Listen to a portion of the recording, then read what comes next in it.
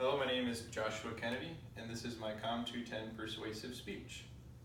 Today I will be discussing why it is very important as an adult to read books. Did you know that roughly only 72% of Americans read one book in a year in 2015?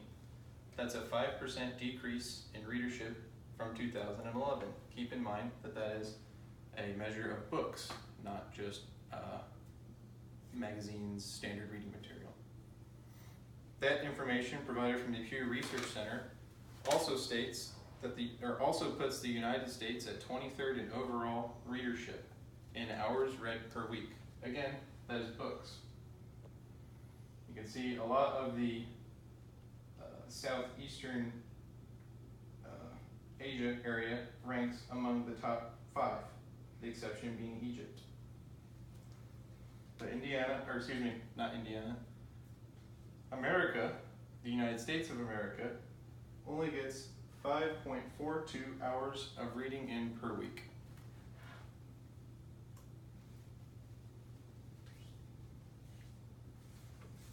Today I will explain why reading books as an adult is very important.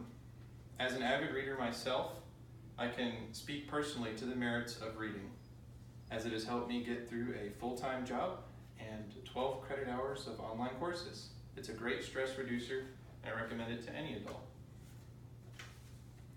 We all know reading is, in some form or another, very important, whether you're just reading the specials on the gas sign, or get your pack of cigarettes, whether you're reading a map, whether you're reading information for your workplace.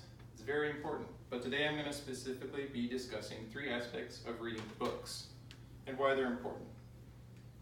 I'm going to explain to you how to set aside time to read. I'm going to explain to you why it's important to read for pleasure over business or educational needs. And I'm going to explain to you some of the benefits of reading. Often, the hardest part about reading as an adult is planning your schedule ahead of time with reading in it.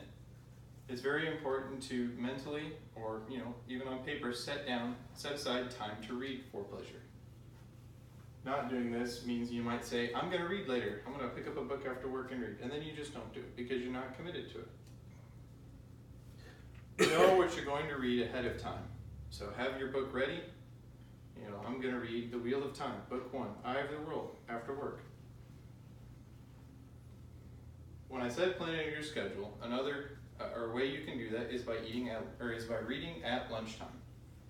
At work, pick food that only requires one hand, as it allows you to read easier, especially if it's a paperback book. So don't get steaks, don't get stuff you got to cut up, don't get big burgers, sandwiches you got to eat with 2 hands, stuff that's really messy.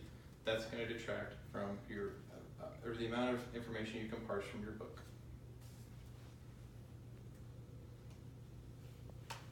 Reading for pleasure over business is very important, or education. Don't read for educational needs. Well, do read for educational needs, but it's important to read for pleasure as well.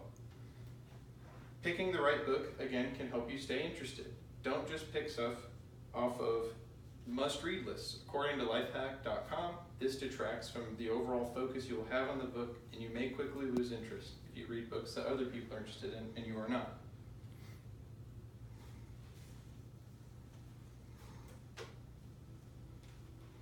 Psychology Today says that one of the primary benefits of reading fiction is that it assists in social acuity and how you treat others in situations, social situations.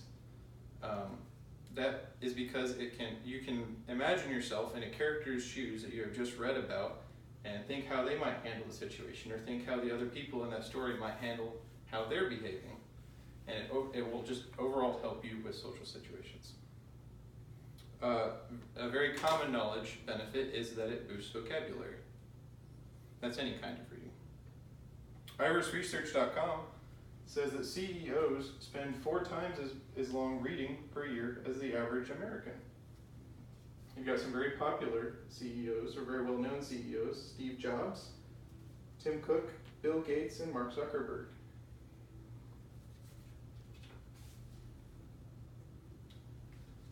The most important thing I want you to take away from my speech today is that you should not make excuses not to read. I've explained how to make time to read, so you can't use that as an excuse. I've pointed you on the right path for reading, or for picking a book to read. And I've told you what some of the main benefits of reading are. So you can't use the excuse of, I could be doing something better. There's really no downside to reading. So next time you whip out your phone at lunch to browse Facebook, Instagram, or Twitter, instead, why don't you have a book and some finger food and go at it? That is all. All right.